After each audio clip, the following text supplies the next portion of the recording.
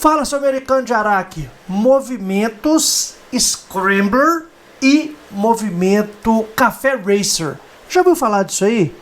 Possivelmente são os pais ou mães, né, vamos colocar assim, de vários estilos de motos que nós temos hoje.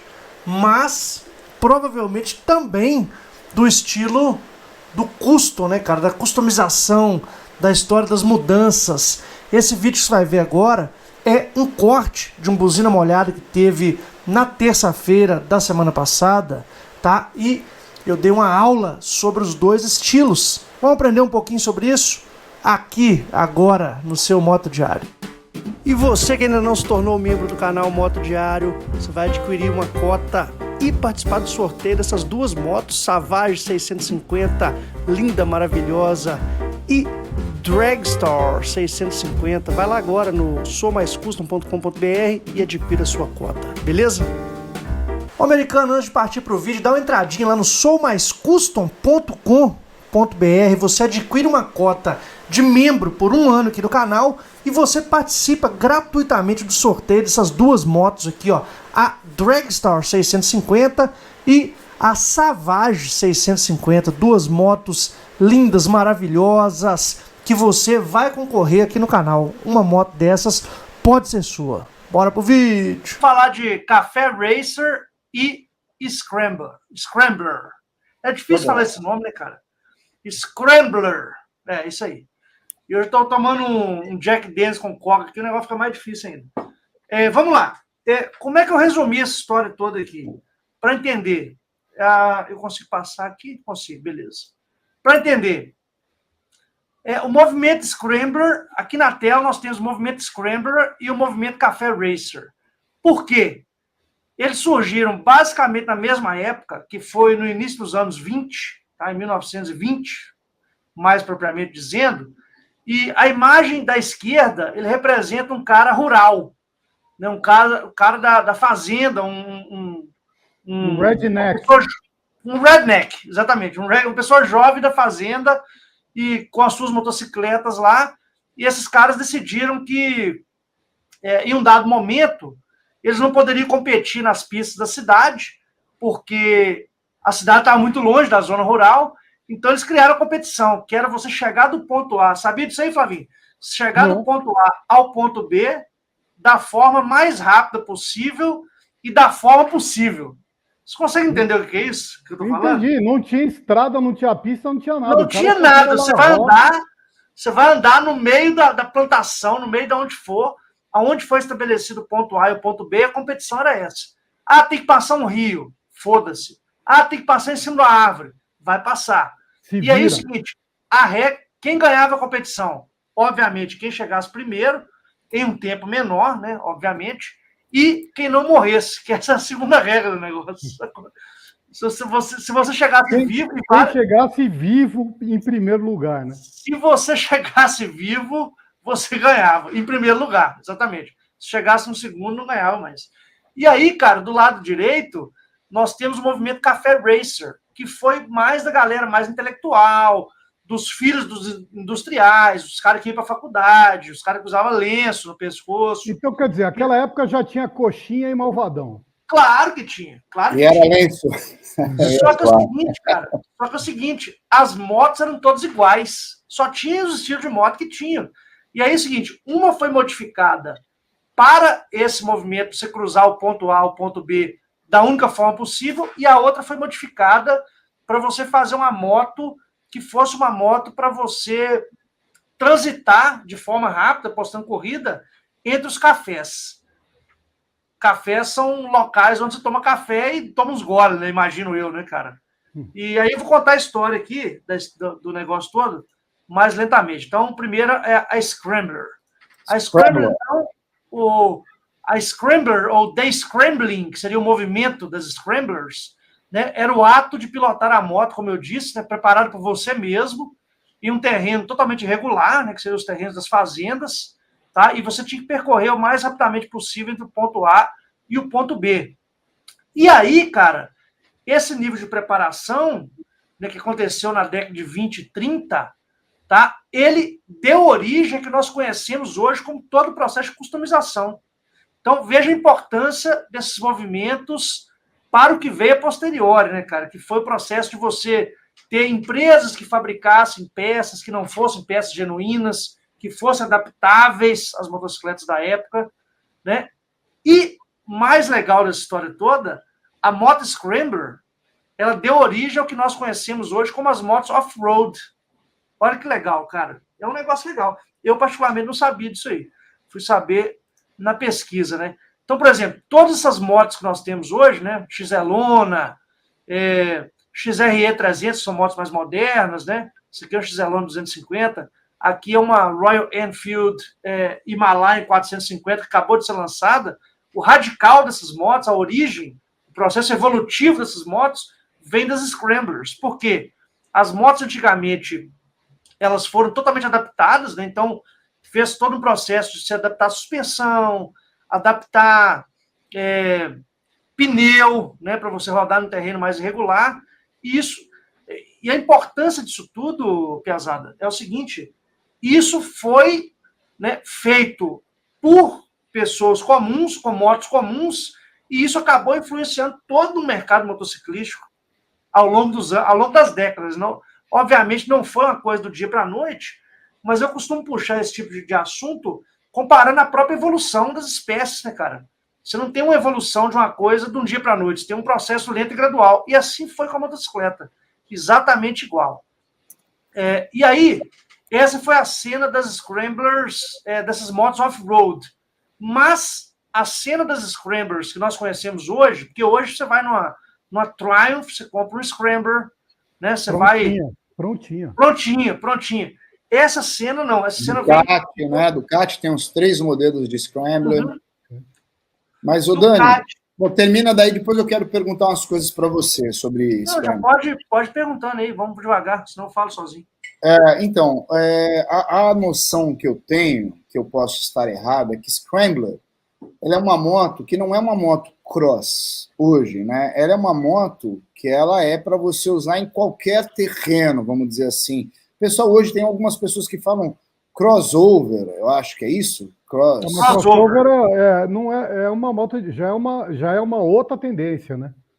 Eu não sei, mas assim, eu sei que crossover é uma moto que você pode pegar ela e andar na cidade, como você pode pegar um terreno de terra. Não é uma moto para você pegar uma Scrambler hoje, não é uma moto que você vai botar ela numa pista de off-road, vai botar numa trilha, mas você vai estar andando ali, você vai pegar uma terra, é uma moto para isso, para você ir embora, para pegar o off-road, mas não é uma moto para trilha, para saltar. Exatamente isso.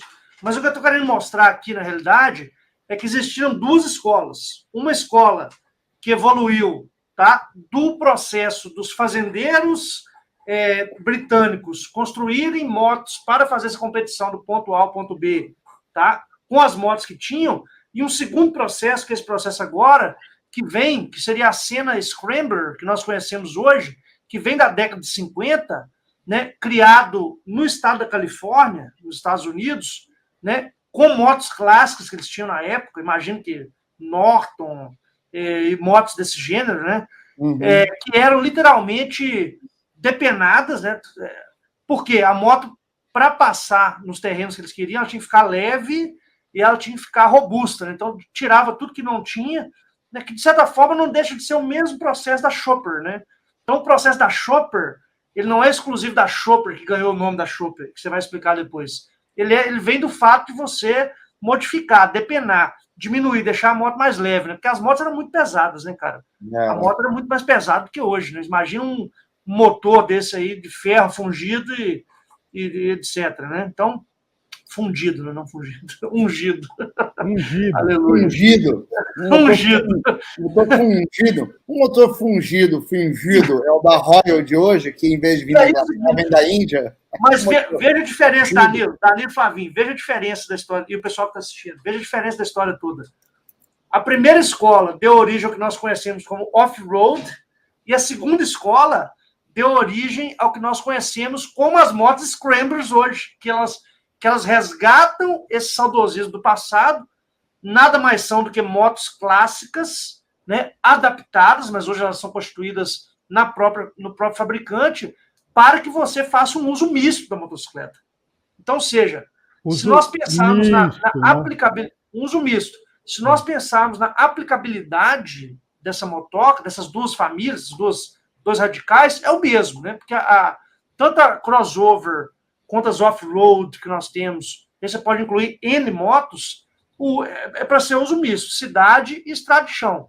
E a Scrambler é a mesma coisa, cidade e estrada de chão, mas resgatando os elementos das motos clássicas do passado, porque elas vieram oriundas dessas motos clássicas. E com uma tendência que você vê que essa resistência delas, você vê pelas fotos até a grade no farol. Exatamente. Né, cárter. Agora tem uma diferença dessa maiorzinha para de baixo ali, que é o escapamento. Que as Scramblers, elas têm uma característica que é ter o escapamento alto.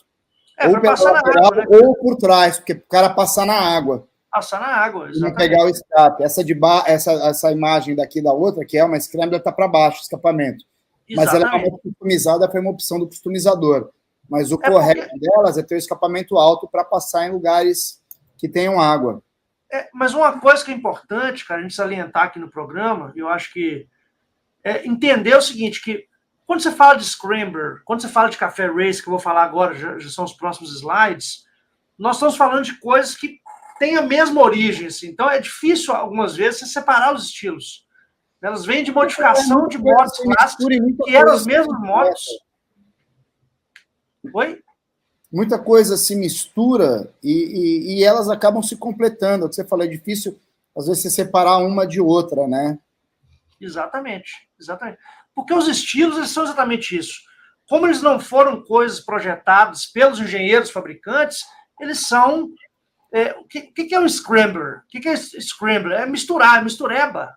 É você misturar, você fazer uma batida de alguma coisa, entendeu? Uma mistureba de alguma coisa, é isso. E aí, cara, na década de 20 também começa a surgir, como eu disse, né, pelos filhos lá dos caras que tinham grana, que seriam os coxinhas, né? O movimento coxinha. O movimento coxinha, que foi o movimento Café Racer, né? Eles falam de início da Inglaterra na década de 50, porque foi quando ele começou a tomar fama. Mas ele vem muito antes. As modificações, eles vêm concomitantes com as modificações que ocorreram com as Scramblers.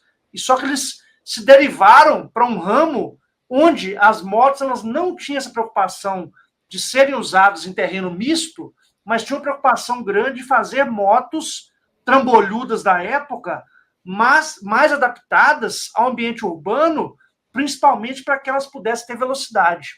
Qual que é a moto que tem velocidade hoje, dentro dos estilos? A Speed. São as Speeds. Então, não é incorreto nós dizermos aqui que a Café Racer, de certa forma, seria a mãe ou o pai, né? Porque moto é mulher, então seria a mãe das Speed. É exatamente isso que os documentos trazem, né? A Café Racer, ela é a mãe das Speed, né? E aí é o seguinte, aí fala de década de 50, por conta dos cafés, né, que eram muito populares na Inglaterra na década de 50, e essas pessoas, esses jovens, né, extremamente jovens, né, pessoas com menos de 20 anos de idade, se encontravam nesses cafés com suas motos, que muitas vezes eram trazidas da família, né, herança do pai, herança do avô, e começava a depenar essas motos e trazer essa moto mais próximo possível de uma moto de corrida, né? Então, fazia as motos ficar leves, né? Então, a gente fala essa questão toda da mãe das esportivas, né? E aí, o seguinte, começou a surgir um movimento dentro dos cafés de Londres, principalmente, é um movimento londrino, desses adolescentes começarem a fazer corrida entre os cafés. Como os cafés eram muito distantes, as corridas eram apostadas assim, o cara girava todos os cafés, quem chegasse primeiro no café que saiu ganhava a corrida, né? Era então, isso, né? Porque os pontos de encontro dos motociclistas em Londres eram os cafés. Eles se encontravam nos cafés, e daí eles queriam botar as motos para correr. E daí era café racer, porque eles é exatamente isso. Era racer, era corrida, racer para voltar para o café. Race significa corrida em inglês, e o café racers, que eram os cafés londrinos, né? E aí foi um movimento que acabou ficando conhecido no mundo inteiro, até porque a Inglaterra colonizou metade do mundo, né? Por isso que o mundo fala inglês. O cara fala assim, o mundo fala inglês porque é mais fácil. Caralho, fala inglês porque foi colonizado pela Inglaterra. Você pega vários países da África né? Então, e o café mais famoso de Londres, onde aconteceram várias corridas, é o Ace Café London. Olha que, barato. inclusive... Que época, hein? Que época, né? Não, que época. E assim, ó, o mais legal disso aí, cara... Não, primeiro, deixa eu mostrar a cara dos caras. Olha a cara dos caras, bicho. Piazada. O cara não é moleque. Moleque, olha esse gordinho aqui, velho. Olha, tem um óculos igual desse cara aí. Ó, igualzinho aqui, ó. Ah, que legal. Igual a foto. E aí, cara, qual que era a característica principal das Café Racers? Elas precisavam ter um tanque de alumínio, que fosse um tanque leve. Aí os caras amassavam o tanque para encaixar o joelho do piloto, para ele ficar numa posição ergonômica. Cara, é moto esportiva, velho. Não, moto esportiva. É o início das motos esportivas. Um banco que fosse um banco flat, né? Para você sentar ali e conseguir deitar em cima do tanque. Né, o guidão rebaixado. Velocidade, para ter mais velocidade. O guidão rebaixado. E é isso aí. Adaptava a moto. Agora, imagina... Aí, tem outra coisa. Pesada. Todas as modificações das Café Racers eram feitas com o objetivo não só de ganhar as corridas, mas de bater o recorde de velocidade na época, que era de 100 milhas por hora. Quem conseguia bater esse recorde entrava para um clube, cara. Tinha um distintivo e tal, mas você tinha que provar que você bateu esse recorde. Agora, como os caras provavam, não sei, que não tinha celular, não tinha porra nenhuma, não tinha registro. Um negócio legal que o Fausto falou aqui é verdade. Dá uma olhada na pedaleira. O cara já recolheu a pedaleira, jogou mais para trás o possível. Para quê? Você ficar deitado em cima do tanque. Vê como a pedaleira é bem recuada. A pedaleira é super recuada. É isso aí. Agora, imagina uma moto dessa andando a 100 milhas por hora, que, se não me falha a minha matemática burra, 100 milhas dá 160 km por hora, que é 1,6. Imagina uma moto dessa com freio a tambor nas duas rodas. Isso que eu ia falar. Freio a tambor na frente e atrás. Para no inferno só, na hora que parar. O cara belisca com o freio da frente, já toma um capote, né? Porque ele trava o disco, o tambor, né, no caso. Já era. É isso aí. E aí, esse ex-Café London, cara, isso aqui é uma foto da época, da década de 60, as duas fotos, essa da esquerda e essa de baixo, peraí, da década de 60, e essa foto que é atual. Atualmente, está no mesmo lugar, o mesmo prédio até hoje. Tá lá. Essa aí que... Legal, né? Aí, ó. The Ace Café. Se você for em Londres, essa é da década de 60, né? Os carros lá. Você vai encontrar esse mesmo local aí na cidade de Londres. Né? O Cezinha disse que está fretando um avião para levar a gente para conhecer. Isso mesmo. Faz isso. Pelo menos não vamos naquela Kombi, né, cara? Vamos de avião. Não, vamos de avião, cara. De Kombi, não. Se falar, é capaz dele querer ir de Kombi. E aí é o seguinte, tem uma história interessante que... Como é que os caras marcavam o tempo da corrida para ver quem seria mais rápido? Eles chegavam num primeiro café e colocavam um disco de vinil.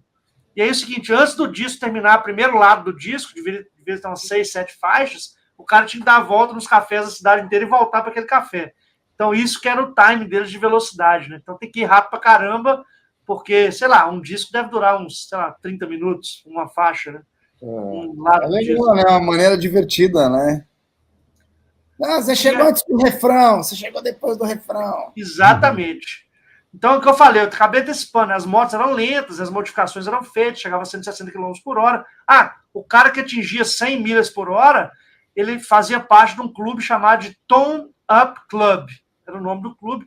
Eu não pesquisei mais a fundo para saber por que tinha esse nome e tal, mas ganhava um distintivo disso aqui e passava a ser membro daquele clube. Né? Acho que era uma forma de incentivar as corridas, né?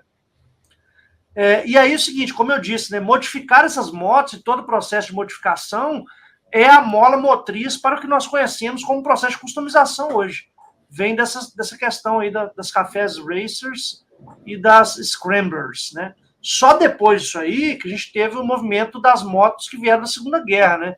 Lembrando que elas começaram na década de 20, né?